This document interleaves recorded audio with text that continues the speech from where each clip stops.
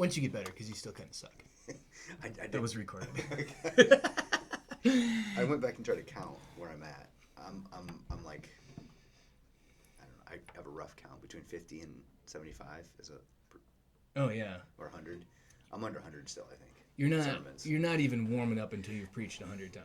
Yeah, I'm still in that. Yeah. I'm getting closer. I mean, if you preach every Sunday, that's like 26 times in a year. So it's not like it's. Well. And then you got Advent and Lent and Wednesdays. Yeah, there's. I'm fine. It takes a while to get to 100. But I'm fine with this pace. Yeah. Yeah. All right. Topic for today: was Jesus married? Just kidding. According to Dan Brown. Yeah. There's. I just finished reading a book. A member of the church. This happens every now and then. A member of the church has got a book that they, their book club is going to do, and they're suspicious, so they give it to me.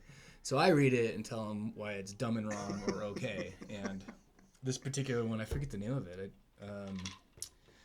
Whatever. It's about Jesus' wife. And no bueno. So, anyways. No, we were talking... So it's a fantasy novel. Well, and it was intended to be so. But then, like, I read the book, and I was fine with it. And then I read the authors afterward, and I was then not fine about anything because it was a very well-researched book. That was one thing I was looking for, little intimate details. Like the biggest one I could find as far as her research goes is the wife of Jesus, prolific in writing, wants to take her writings and turn them into codices. And that really didn't start to happen until like the late first, early second century, and even then it was pretty rare. So she took like all of this stuff that she wrote and made all of these different codices. It'd be like when Apple came out with the Apple IIe, like you or me buying mainframes and like hooking up an internet. Like no, it's gonna take a few years until before that happens. That kind of advancement really makes it. What was the author? I don't know. Was it Anne Rice? It might have been. Because she's written a few aside stories of Jesus. Right. And she used to write a lot of vampire stories. Vampires are good. I think she transitioned from that to being Jesus? a Christian. Yeah, I think she became a Christian, but then she's like, I'll use this as a new genre for my craft. I don't think that this author was a Christian. Okay. I mean, she talks about, like, she makes this assumption that, she says it like fact, that the divinity of Jesus wasn't officially canonized and assumed until the 3rd and 4th century. The councils of Nicaea, and I was like, no. Paul's like, I don't know. Yeah, it was super. So she's probably also thinking that all of this other stuff is written so much later, and people are still no. Those councils were very like the homoousios, the real specific like details of his divinity, not whether he was divine. No, it was day one of the church, like Pentecost. Yeah, this is the deal. Everybody's like, yep, this is God, and His Spirit now lives in us. And the other one was there was no claims that Jesus wasn't married until the 2nd century. Right, because everybody knew he wasn't married, and nobody had to say he wasn't married because he wasn't married. And all the eyewitnesses were finally gone. Right, and then it was like somebody goes, I think that happened like 200 years. Was he married? And then people said no, and like, yeah, see, they didn't deny it until the 2nd century. Right, because nobody asked the question. All right, well, we went down that path. Anyways. We're talking about change, aren't we? Change, and I'm reading this other really good book called After Doubt. I just saw somebody, I had not seen it before, and I saw online somebody was like, I love this book, so I bought it. Still in hardcover, which is annoying. But it's good so far, and it talks about change being a problem for a lot of Christians. It's actually, it goes through the process of doubt, the things that the construction phase where you develop what you believe about God. Mm-hmm. Deconstruction often happens. Kids go to college, move to a new town, whatever it is. You kind of deconstruct what you believe, and then the reconstruction that happens afterwards. And how sometimes that is a result of change. In fact, I should find this one quote. There's some disruptive thing that causes a recalibration of your thinking. Yeah. And there was a great point he was making about... so he's actually quoting from... To Spread the Power, George Hunter. It says individuals who have lost faith in anything, religion, a philosophy, a lover, a drug, a pipe dream, a utopian promise, or in themselves, tend to look for something new upon which to norm and inform their lives. The missionary congregation should constantly be on the lookout for people who are in between idols.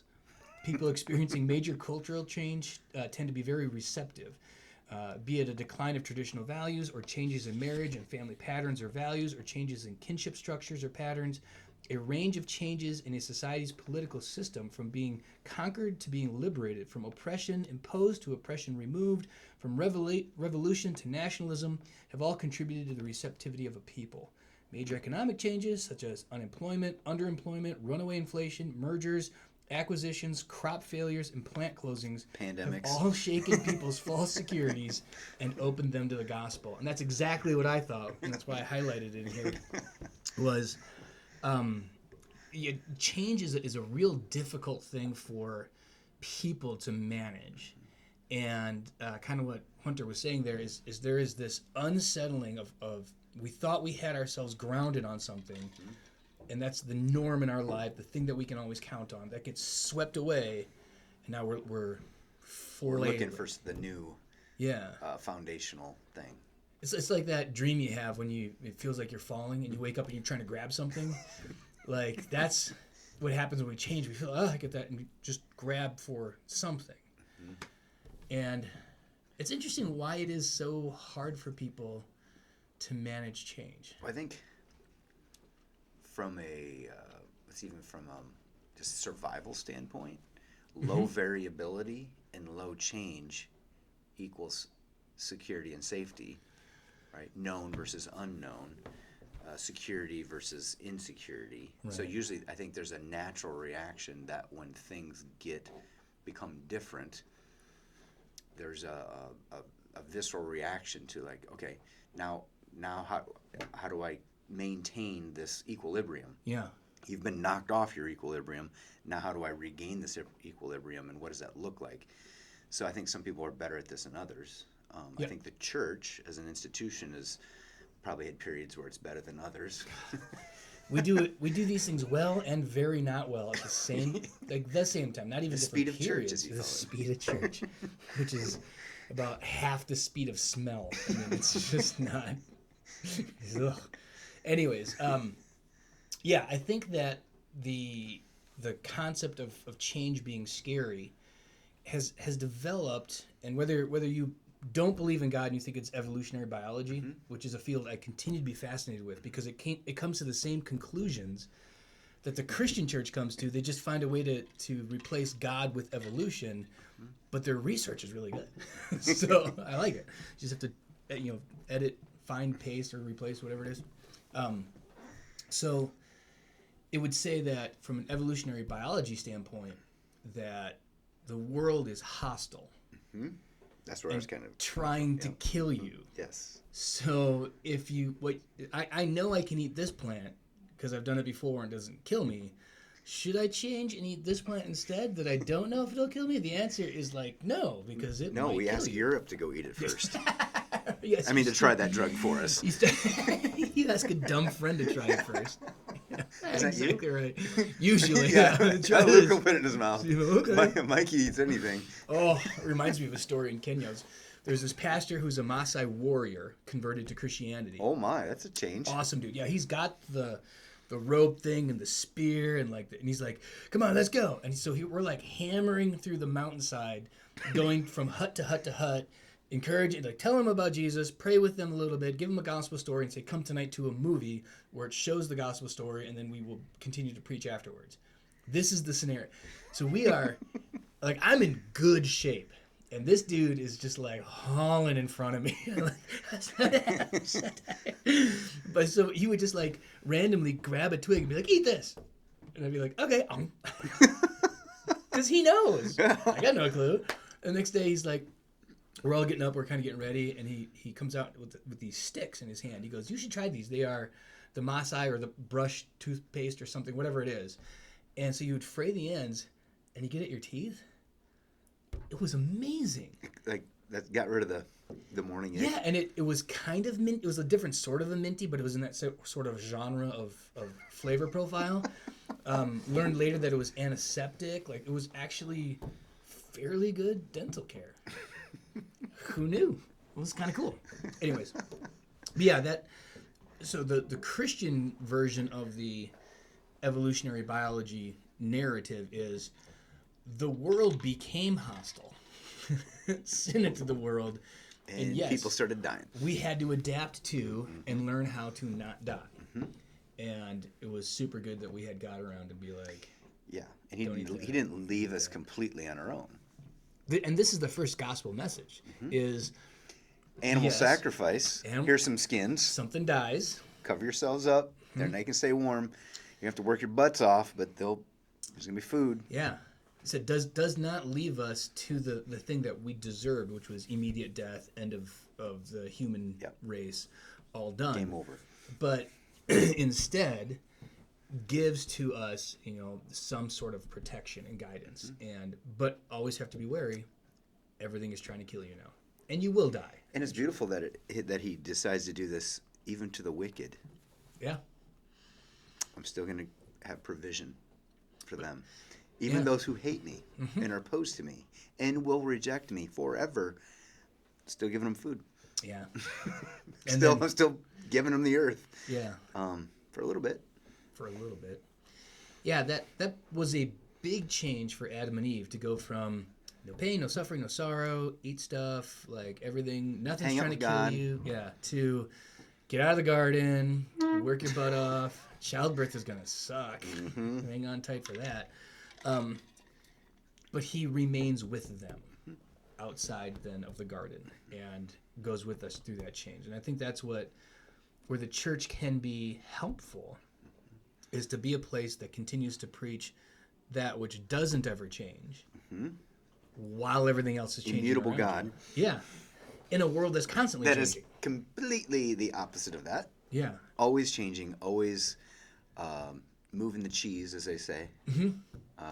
Always knocking us off our equilibrium. Never static.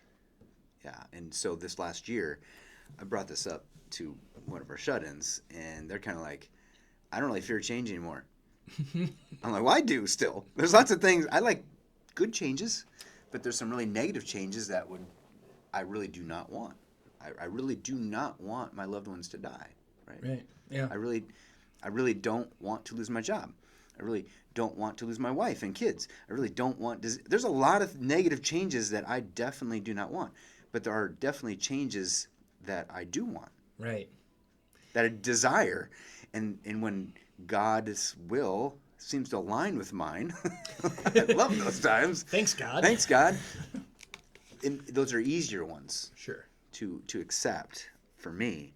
But when it's not my plan and it's a big change, that's when people, I think, really get rocked. Yeah. Preparing for that day is that's what we should be doing, equipping ourselves and our people to always prepping. Right. The day is coming. The day is coming. And that that idea that there's change that we want and change that we don't want. Change that we want and we're seeking is so less scary because we have a sense that we know it will be better. Yes. But what's frustrating is when... I know it's best for me. Right. How many times have I had a conversation with somebody and said, no, I promise you this is going to be better. I promise you. Makes me think of my wife when years and years ago, 7-8 years ago, the hospital put her on a team because she'd used this software in a different hospital to like change over how they do patient log and all that kind of stuff. And they were, I think they were going from paper. For sure, yeah. to like... This just happened. Yeah. Like 3 years ago, medical profession decided, okay. Gotta all be We're digital. finally going to go digital. Yeah. The last institutions to change are medicine, law, and the church. Yeah. Mm-hmm. So she was like... And education. She kept being like, I promise you guys, it's gonna be better. Like, you're gonna have to write crap and erase it. But until they experience it, it's scary. Right, because it's a different thing. That's all it boils down to is this is different and it's change. I know what I have and I don't know what this is because I haven't experienced it yet. So I'm going to stay with what I have because that might kill me. Because things I don't know and things I don't understand, I'm not familiar with, change might kill me. I was at the thing I know opposed, like when I'm getting a used car. Right. The horrible thing I know versus the horrible thing I buy and don't know. Right. Another used car. Because that's all I have. Will ever have, probably. Yeah. You don't know what you don't know. But then once you know don't know what you don't know, you know it. All right, can I bring up Nine Shift? Yes, what is it? So, oh, the book, yeah. The book. So, about 2005, heard a futurist speaker at a distance learning conference in Iowa here, and they had written a book called Nine Shift. Analogizes the changes in culture in America from 1900 to 1920 to 2000 to 2020, going from agrarian to more of industrial, and then now going from essentially what we were in the 1900s, a service, industrial, whatever, to informational knowledge workers, and how the internet, the car pushed the last one. Horse and buggies were gone by 1920, and people in 1900 like, horse buggies are going away? That's ridiculous. But by 1920, they're all gone. Same thing. So they call it Nine Shifts because there's about 12 hours a day that throughout human history, you don't have much say. Sleeping, eating, right. You got to do your stuff. There's about 12 hours a day that are more open. And they were saying the changes in 1900 and 1920, about 9 of those hours were significantly different for most Americans. By 1920 came around, same thing's happening now.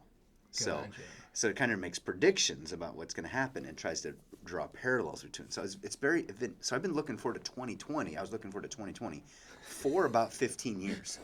And then it got here. I would reference this to all of my colleagues and people I knew in 2020, right? We're seeing, and I would see some things happening that were in the book, other things not, and I might go through some of them. It's kind of interesting to go back and look at a book that was written. This was written in 2003. I think. But there's a whole bunch of things I'm like, oh, I guess it's not happening. My colleagues were joking, around DMAC or the church or whatever. I guess that ain't coming. And then the pandemic hit, and then you're like, oh my goodness, this is happening. Good and bad, but there's some very interesting things that pushed the envelope. Now, it wasn't like these things didn't exist before, but they went to scale. Right, and they weren't as pervasive. And it wasn't becoming normative. Right. Now we're seeing a renormative thing. And a lot of people recognize things, but it's just funny to look at these and go, oh my goodness, here's shift 1. People work at home. That's shift 1. Shift 2, internets replace offices. Shift 3, networks replace pyramids. Shift 4, trains replace cars. No, not in Iowa. Not in Iowa. Not most places. Shift 5, dense neighborhoods replace suburbs. I see a little bit of this. Yeah. Like when I go to Denver, there's these really dense things where there's a stop on the light rail. Apartments banging up all because they know they don't have to own a car. Right. They just walk there, they go downtown, they can get wherever. So you see this in other places. Iowa, we're a little more insulated from this. But you ever see that South Park episode about Iowa? No. Oh my gosh. Okay, this is relevant to change. This is so relevant to this conversation. So they unfreeze a man. He was stuck in ice.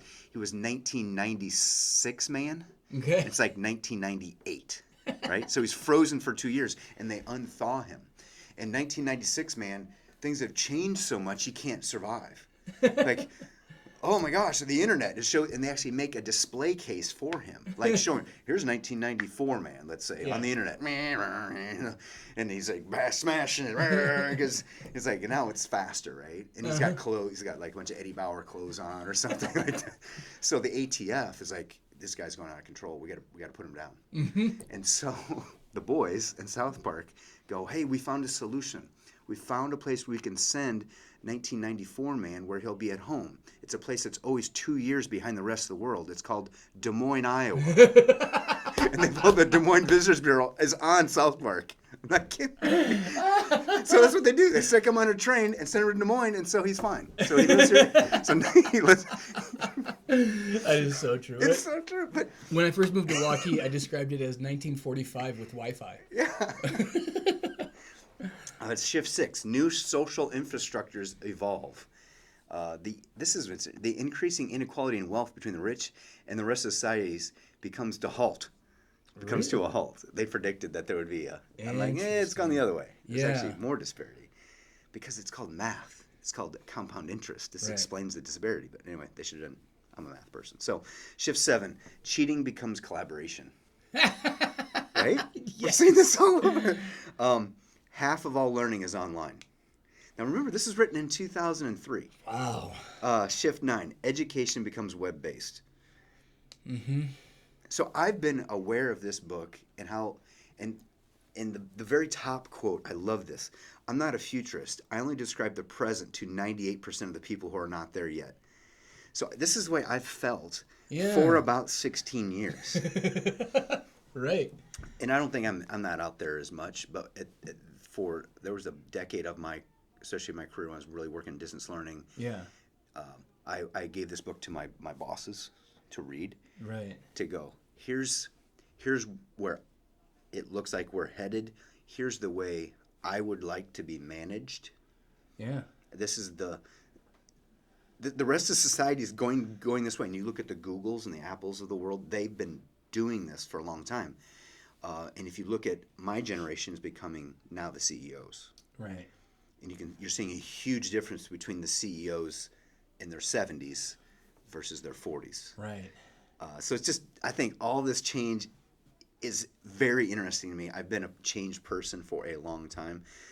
But this 2020 year I'm like, oh my God. I just kept thinking of this book over and over. Right. Isn't that remarkable? Well, here's what, so it makes me think that there's a difference between the change of horse and buggy to car versus internet. Mm-hmm. Because I feel like so the reason why it didn't move really until 2020 is probably because people are afraid so much of the change. Yes. They adopt a little bit of it. So they take their computer, like I do all my work on my computer, but I still have to go to the office. And you can take your computer to your office. Which we are right now. Yeah. And then take it home and sit down and do a little bit more work and then shut it. So like they're hung into this, got to have a place to go. And then the pandemic hits and like, no, you can't go anywhere. You can't go anywhere. Versus the last one was, with a car, you get to go further, faster, more efficiently, get more work done, haul more things. Well, I'd say the Fortune 500 or publicly traded companies bought into this earlier because they saw the advantages financially. Right. A lot of the other institutions, like what we're part of, the church or school or medicine or law, they're more resistant because of what's called disruptive innovators. Disruptive innovation of the internet is slower to affect them, or they're going to resist the change longer. Right. 2020 accelerated that very fast. True and this is when I don't like to say this a lot, but there's lots of good things that have come out of this. Yeah, I feel gross about saying that too. But back to the spiritual aspect. But my wife is home with me, and we're working together. Our relationship is awesome. Yeah. Mm-hmm. And I see my neighbors. Before the pandemic, he's managing for Wells Fargo from home. Mm-hmm. Growing up with his 2 little boys. Yeah. I'm like, this is like the agrarian thing we had 150 years ago. Yeah. I'm thinking, this is, yes. It is. Families, relationships, reorienting, prioritizing God and family and spouses above all this other commute time BS. Oh, so there's that. That feels good to even say that out loud. I think it is. We are going to see a lot of world-altering changes after this, and it's going to be disruptive enough that I feel like there's going to be a couple of spots, and I'm not going to know all of them, but like probably commercial real estate. Boy, does Wells Fargo need, if they're going to send 50% people home and just work from home now, like do we need what happens to giant buildings? I remember that futurist saying this in 2005. That question came. He thinks houses will shrink too. That hasn't happened. The average home in America will shrink. I see the opposite still happening. Everybody's getting bigger houses. Right. But he was wrong on that one. But I know my old boss's son was hired about 4 years ago for principal. You do not have an office here. Mm-hmm. You have this cubicle that you can use temporarily when you're here, but you have to be within a 15 or 20 minute drive of this building in case we have a meeting that we need to call. but we expect you to be working at home, remote, at these offices, meeting with clients. But you just need to be in a locale or be able to schedule yourself to be here for these trust building, highly touch, high feel scenarios. This is pre-pandemic. Right. That's what I'm saying. The companies that are publicly traded had already gone down this path, and now it's forcing the rest of the world into this. But there's negatives too. It's not all cherry and roses. Oh yeah, and the negative is going to be a crash in the commercial real estate market. Yes, or the crash in. So why do we need to meet face to face? Why do we need to meet face to face, Luke? It makes for We better could do sound recording. It does. But there's something that is in that the tangible world has value. Right. Yeah. Trust and rapport, building relationships, all the body language. The small little body language cues are probably the biggest thing. Yeah, they are important, especially with new relationships. Yeah. Yeah. There will never be a time when you can't do anything face to face. But to your point, I think it's going to be better that as this change continues to accelerate, we'll have better face to face.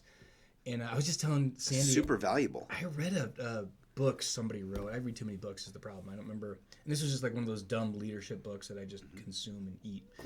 And there's a CEO of some Silicon Valley something or other who let his employees know, and he's dead serious, if we have a meeting that could have been an email, I will fire whoever called that meeting. I love this guy. Yeah. Oh my gosh, I love this person. And emails aren't allowed to be more than 5 sentences. Okay, I blow that all the time. But his point is, if you can't do it in 5 sentences, maybe we need a meeting. But if we have a meeting and you could have just written me an email, you don't work here anymore. Isn't that great? Yes, I love that. No, it's so we were talking about the change home groups. Yeah. Okay? Or we're building on our building. And so now everybody's re-questioning what is the value of time together? What's the value of space?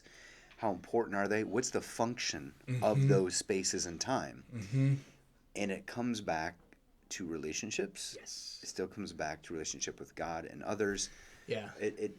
I think it just reinforced the need for our facilities to expand, to accommodate all of that. I think it reinforces the fact that we need meeting time outside of a Sunday morning. Yeah. build And and the grow. design of the space is designed to be relational. That's the driving factor behind it. I think that The design principle. of this building, yeah, like as we expand, like the first thing we talked about in our build team meeting was what's the vision, like how's it supposed to feel before we start building stuff.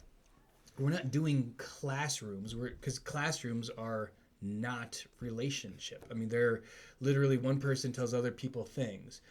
The spaces that you commune together, relational spaces, and you might have a Bible study in there. You might study God's Word together in there, but you study it like you would do with people in a relational setting versus Well, how do we always sit in home group?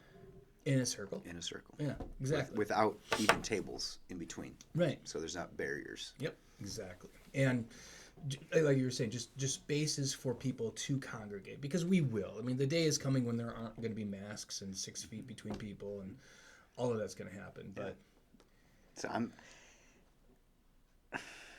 really excited. I'm optimistic about the future of church. I really am. I am, because now we've had this disillusionment of false idols that we all hang on to. Yeah. They get killed, and then we're in this what's it? It's when you don't have your balance, your Lack of equilibrium. We've been knocked off our equilibrium, and so it's making us reprioritize, refocus what we do as a church, what time together looks like. When I am talking to people who have not been to church in a year, their excitement. No kidding. The one thing I've heard though, they're really worried about this. It's gonna be super hard for me to come back and not hug people Right. and touch them. They're like, I don't They know. want to come in 100%. They want to come in 100%, and I'm like, I understand that, but now that we've been back for months, Right. we're kind of used to it. Right. But I'm like, oh, I do remember that first.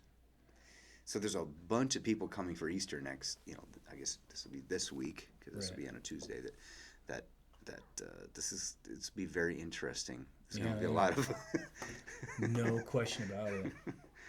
I'm excited Yeah, for it. it's going to be when it fully comes back. And I was actually just I jotted down a note, got to do some work on sermon series and stuff. But yeah, or just even advertising. Our message to people is, hey, lots of stuff has changed in the last 18 months. Something didn't. Something didn't. Yeah. God is still who He is, Yeah, and He's done what He has done, and continues to do what He does. Yeah, and this is why I feel that the people who have a solid Christian faith are far less scared of change on an average. I mean, there's always outliers in every direction. But, that drive of change is scary because it might kill you goes away when you're like, well, yeah, something's going to kill me, but then I have eternal life. So. That's what Paul says all the time. If I'm dead, it's all good. If I'm alive, it's all good. Too. Either way works out. We're good. If I'm with the Lord, great, and if I'm not, yeah. well, I'm always with Him. So it's that certainty. So certainty, yeah. So we have a certainty regardless of what's going on around us. Yeah, and the book does a nice job, and I'm only like 2 chapters into it, but it from the jump says there's a lot of uncertainty and change that happens to people like Job. And he asks all of these questions, and God's answers are not answers. They're questions. And he says, were you there when? And just essentially... Stop questioning me. Yeah. The author does a good job to say what he does is he replaces the answers to the questions. Instead of that, he gives Job his presence. He's still here. He's still God. He's still in control. Same with Nicodemus. Nicodemus comes with these questions, and Jesus asks more questions and kind of runs the conversation in a weird place where Nicodemus is like, well, I didn't answer anything. Right. What? And then, so this is actually kind of tipping my hat on the Good Friday sermon. I'm going to focus on Joseph of Arimathea and Nicodemus, because they both seem to have this, like, we know I think it's from the Gospel of Mark, that Joseph of Arimathea was on the Sanhedrin. He was on the council. And Nicodemus is a Pharisee. And we don't know, like, for sure, that they become Christians. I mean, it seems really clear that they do, but there isn't a verse that says, and then Nicodemus. They can't discount who Jesus is. And they assist in the burial.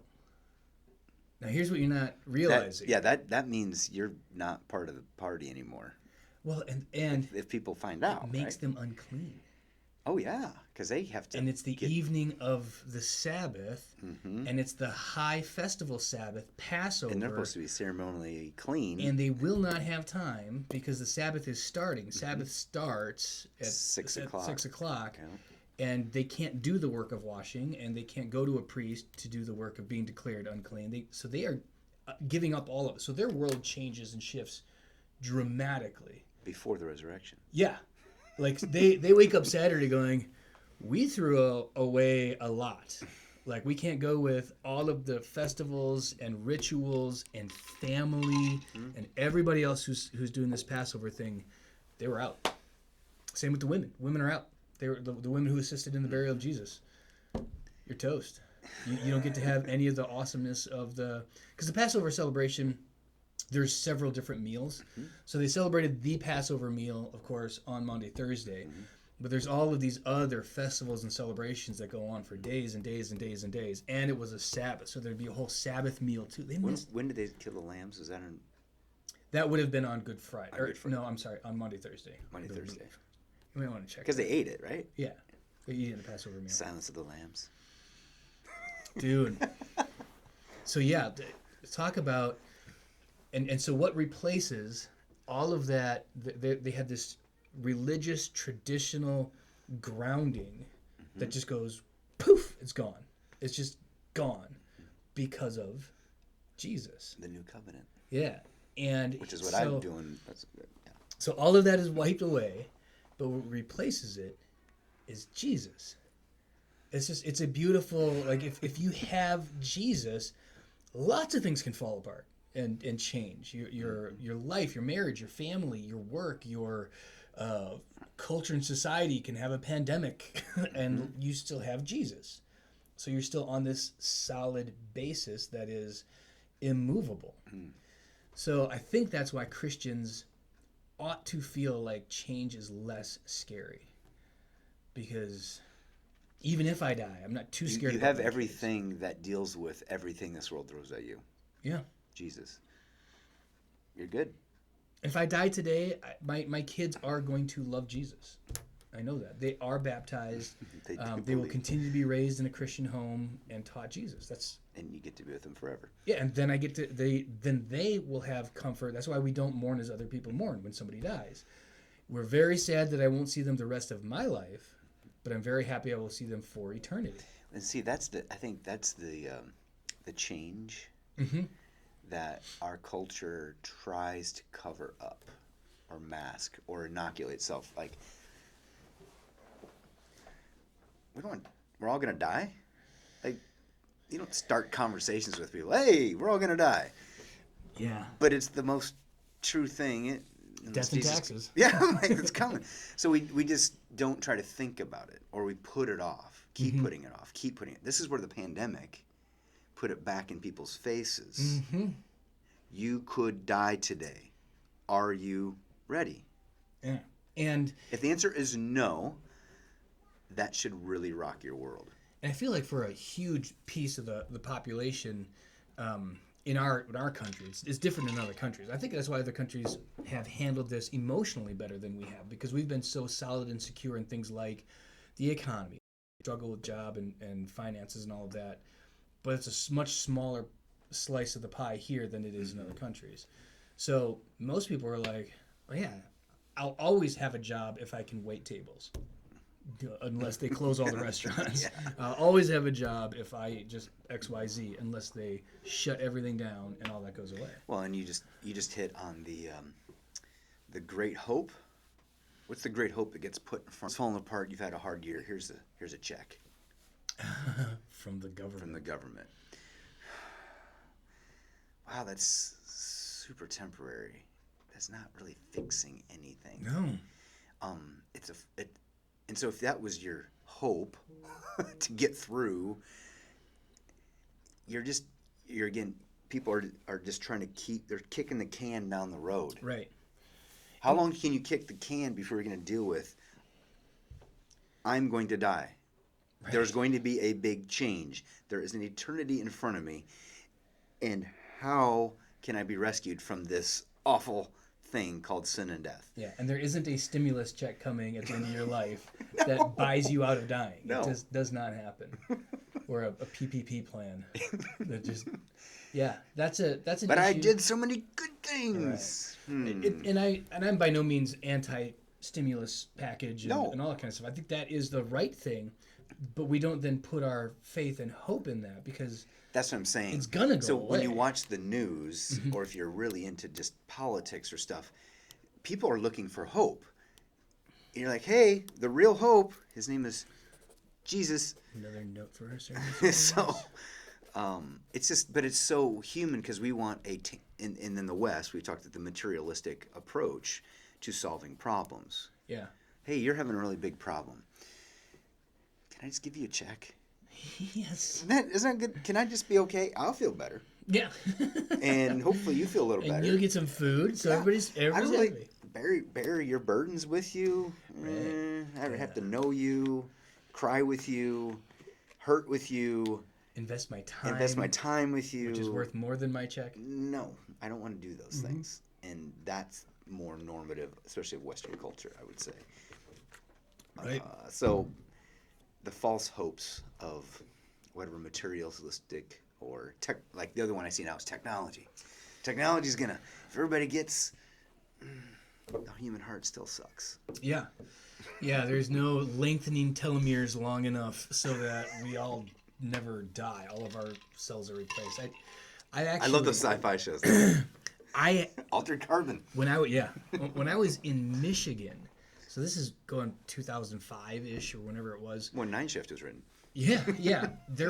I had this like full-on conversation. This one person came in, younger person, probably early 20s, loves Jesus, and is like, my dad's like on this kick about never dying. And I was like, all right, like what voodoo cult weird thing?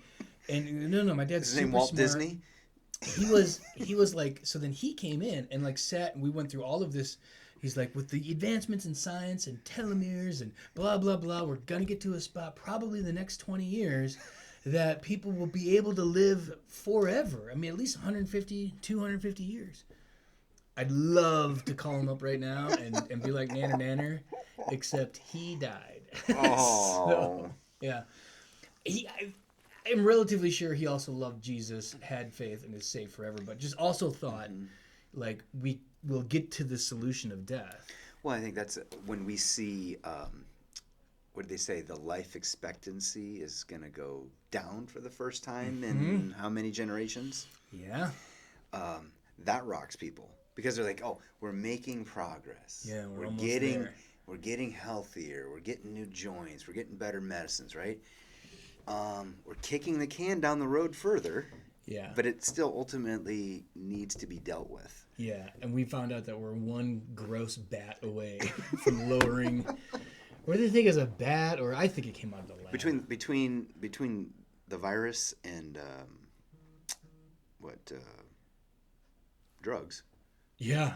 You know, the everybody taking what, fentanyl or what would Fentanyl's a real fentanyl and well, it's all the same category of opiates. Opiates, yeah. Yeah. The opiate crisis. Between those two things, they said that the opiate crisis is the one that really lowered the life expectancy because it's younger people. Yeah. So then that brings the average down. Right. COVID won't really change it that much because the average death of Our older is people. still close to that.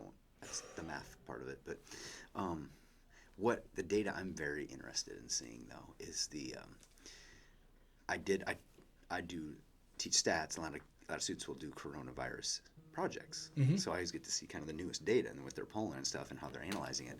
So the one I've been very interested to see, it might be a while before we have the accurate data, is the death rate, as in how many deaths per day or week or month in America historically, and then through the pandemic, the number of deaths per day. I think it's actually gone down a little. Really? Because people are not dying of other things like car accidents and job-related deaths and other diseases that they would have contracted, the flu. Yeah. I mean, so it's going to be I don't know where it's at. I think it's around 7,700 deaths per day in America. It's kind of a normal day, which freaks people out when you see that. Right. Like, oh, you mean 7,700 people are going to die today? It's like, yes, because there's 350 million of there's us. 350 million. People don't get their head around that number of humans is That's a lot of ton, people. and it's just our country. That's just our country. That ain't India. That ain't No. China. So, but that data, they do that data, and I see historical. It's like 2018-19 is the newest stuff I've seen. So Yeah. I'm like curious in another year or two from now when we look back at this, what do those numbers look like? Maybe it is higher, but how much proportionally higher, and what's the demographic of that? So anyway, that's kind of morbid statistics, but I think stats people are morbid people. kind of morbid people. Without heart and conscious. Yeah. Well, all the actuaries I know are kind of that way. Kinda, yeah. Premise of Fight Club, right? Yeah, it's gonna be an interesting shift over the next 3 to 5 years. So when we talk about going back to normal, I think that means, masks off and you're watching a game in a stadium with 30,000 people. What's gonna happen? Everybody go back to your office cubicle? I don't think that's going to happen. I think most companies, based on what kind of industry it is, realized production went up, job satisfaction went up, it's cheaper. When you get more for less, it's hard to turn away. You can't turn that away. And it's just going to be interesting to see then what spaces are affected disproportionately bad in the negative sense, and working through that change. And it's just preschool. Are we still going to need preschools?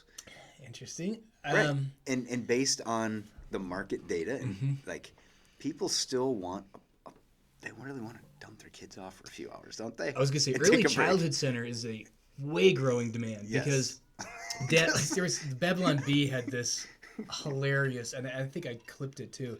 This little meme that shows a dad on his computer and like a kid crawling on him, and another kid's got like a glass, he's like, but it said, Dad working from home now is totally able to do anything, or totally available. Yeah. Like, No. The worst. Like, and when I had the triplets home for school in that little Oh, week, yeah. I did nothing for like a week and a half. You did everything at church. I like wrote a sermon or two at like 8:00. I just remember saying, I'm available after this time yeah, and not before that. it was so bad. I just stood in the middle of the room and was like, all right, you get on this class, you get on this class, you get on this class. No, you need help with this, you need help with this, you need help with this. But I think it reoriented, unfortunately, and I used to say this when I taught K-12, that we're daycare center. Oh, yeah. Cheap daycare center. Yes. I go, if I got paid for all 25 of you in this class right now by the hour of even half the daycare rate, I would be getting paid a lot. Yeah. Mm-hmm. No, But that could be an interesting change too. But so there's a good Clayton Christensen is an innovation theory guy from Harvard, and Okay. he writes books on innovation theory, applies it to pretty much every industry. But the one I read was about education, right. and it kind of echoed this other stuff. So it's so interesting. Is like the Carnegie system that we're under in education is really based on butt time, Mm-hmm. not learning. Right. Okay, now there's a correlation. We can set up, here's the learning objectives, here's how long they typically take, here's the workload to get there, here's the distribution of how that looks, and we can assign Carnegie hours to learning, not to how long you're actually sitting there in a Right. classroom. So I've been on this path for a long, long time. And so for me, I'm kind of like, it's so nice not to have to fight so hard anymore to make people like think like this. It's like, and then if you have, let's say you have a child who's really into something, then let's go. Yeah. I used to teach computer science, and I love teaching computer science because they didn't have to wait for me. And it just freaked these kids out. First time in their lives that somebody said, they go, hey, I just got through that. I'm like, what do I do next? I'm like, what do you think you do next? The next chapter? Good. You should And do that. I'm like, so they stop, after a while, they stop asking me. Right. I'm like, why are you waiting for me to learn? Right. That compiler is giving you feedback instantaneously if you're doing stuff right and wrong. I'm going to do lessons. I'm going to guide you, but I'm not going to be the primary driver of your learning. You are. Mm-hmm. It took time, but these are high school kids who have been indoctrinated for how many, and it was great. And I wasn't even the smartest person in the room. I was the dumbest person in the room. Most of them, these were brilliant kids at Johnston. So I think a lot of them, some of them hated that. They're like, no, you structure, tell me, and you need to tell me what to do. And other kids were like, you mean I go, yes, make a project. Here's the basic guidelines, but sky's the limit. These kids just go off. I mean, like, they'd be in my room constantly. Any break they had, they're in there because they didn't have, this is in the late 90s, they didn't have the capabilities at home to do this. So it's just so fun to see this change of what I've done my whole life. Right. I've been a change agent within the organizations I've been in. So it's, but there's this, how many millions of dollars should we be spending on brick and mortar in education right now? And have we been spending for decades that we probably shouldn't have been spending? And I get, but then again, so now you see this with small colleges. What experience can I give a student that's beyond online? All these other things. And now my facilities need to be driven around that. Yes. And that Just like church. I just had a conversation with a bunch of people who are somehow affiliated with the new Waukee High School. So in my workout class this morning, the coach is, I think, a track coach over there, basketball coach. Two or three of the other people, a volleyball coach, blah, blah, blah, blah, all these coaches and stuff. And the one kid, he's probably 28, but he's a kid to me. So Of course. Anybody in their 20s is a kid. He was like, I've been working out over at the new high school. I freaking hate it. And I was like, why? And he goes, oh, these kids, these rich snobs, they got like all these little coffee nooks and sandwiches and little places. He's like, just eat lunch and go to class. I want to be like, yeah. And he goes, and I didn't go to like some small poor. He went to Old Johnston High School. And That's where I taught. Yeah. It's not a nice building. Right, but that's what he was saying was that's what school ought to be. And I was like, Awful, like a prison. The one super valuable thing the brick and mortar can do is give a space and opportunity for relationship, and that you can't do on Zoom or online learning. You need to be, like, kids need to know how to be around kids and talk to other humans and talk to adults. You can't Zoom a football game. Incarnational nature of relationships. Right. There will never be a day. So I actually heard or read, I don't remember what it was, this is forever ago, speculation that online gaming will replace group sports activities. So there will be a day when instead of, you go to the football game and watch humans collide, you get online and watch Johnston play Waukee in Madden. They do that now. Oh, I know they do. But I don't think it's going to replace it. It can't, because It'll you have be to be it'll be and both. Yeah, for sure. Because you want to go to the game, to be with somebody. It's an event. Yeah, to smile experience. at the pretty girl, to ask that girl to homecoming. It's coming up here in a couple of weeks. That's sort of a thing. You can't go to homecoming dance online. I mean, I guess you could. Like, my daughter's going to prom. They didn't have prom last year. Yeah. My son didn't get to go last year. So it's like, all of a sudden, prom, which I thought was always like, prom. Yeah. Now it's like, now I'm remembering my proms that I went to with my wife. She was still in high school, and I went to both of her proms. So I went Legally? yes. But now I'm remembering those times, and I'm revaluing them. Yeah, yeah. Like, all of a sudden, prom, or going to a track meet this spring, or my daughter's going to play golf. Going just to go watch her. She lost her season last year. Like, Yeah. I'm going to go to watch. I get to go watch her compete. This is more important than or basketball this winter. It brought value to those experiences more than I thought it would. Absolutely. Yeah. I couldn't agree more. Coming to church, Yeah. singing a song with other people. Without masks will be really nice. That'll one be day. weird. I But- hate singing with a mask on. I don't mind because I'm a horrible singer. So then I can sing. Loud as I want, nobody knows it's me. Well, we have that one projector out now, so I have to go around and look at because I Yeah. have to like look at the. Yeah. No, I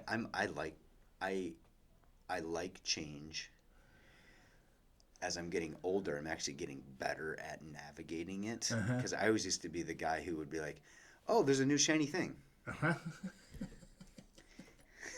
Maybe it's not a good thing to be Yeah. chasing after.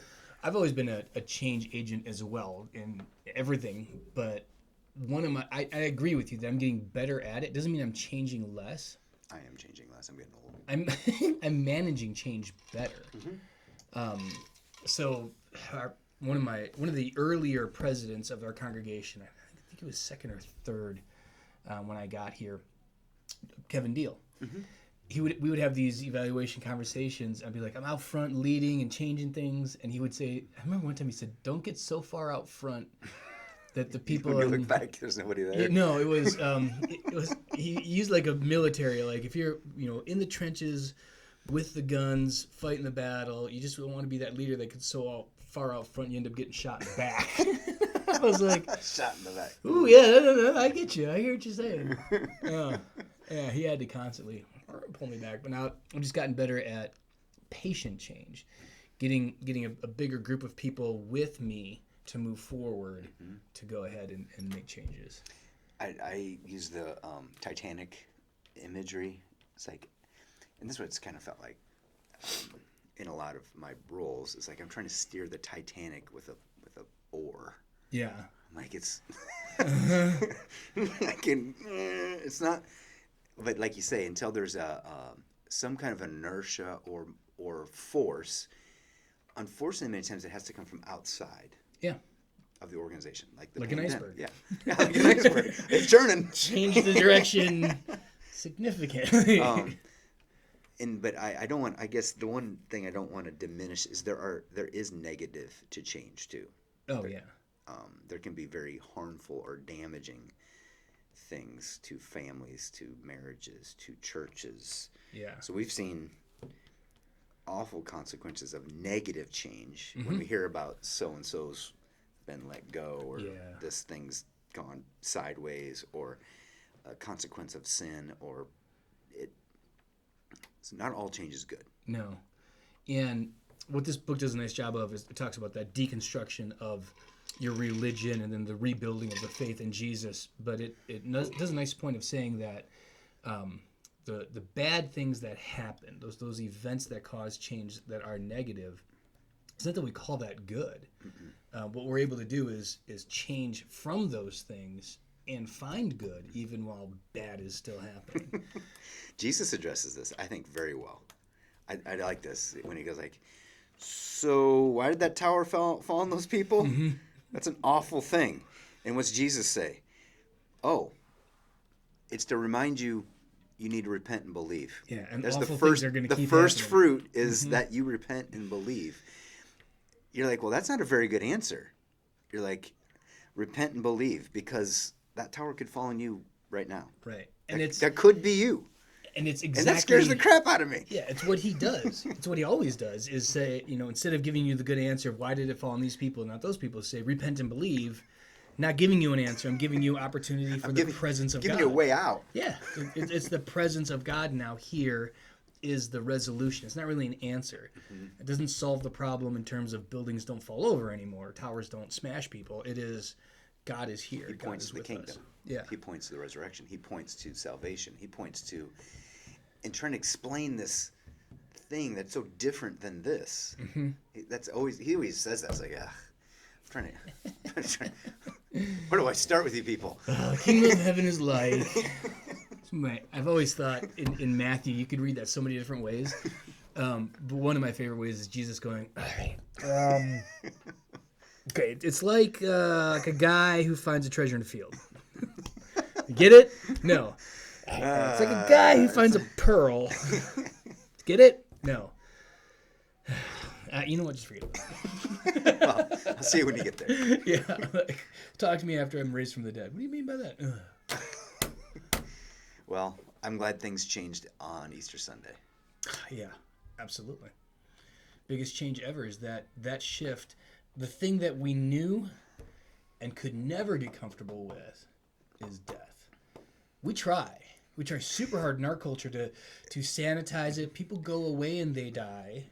And then when I go and see them after they died, we have put them in a box and painted them to look like they're alive. Lipstick on a pig. Or we just cremate them, and then we don't have to they're like on a really long vacation, like they're just out of town for a while. So we have tried so hard, but then we start to die and we go, oh crap, this is real. All right, It's got real. we can stop there, and we'll see you guys next week.